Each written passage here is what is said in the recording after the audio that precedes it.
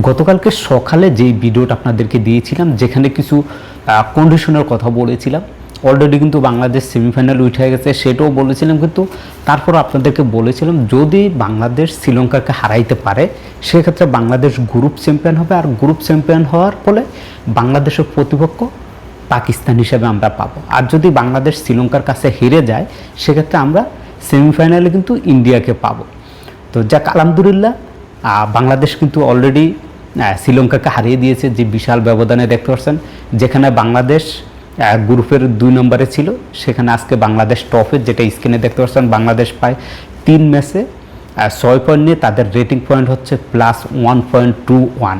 আগামীকালকে অনুষ্ঠিত হবে বাংলাদেশ সময় বেলা 11টায়। সেই ম্যাচে বাংলাদেশের প্রতিপক্ষ পাকিস্তান। আমি চাইব শ্রীলঙ্কার বিপক্ষে যে একাদশ নিয়ে মাঠে নামছে সেমিফাইনালে বাংলাদেশ পাকিস্তানের বিপক্ষে সেম একাদশ নিয়ে নামার জন্য।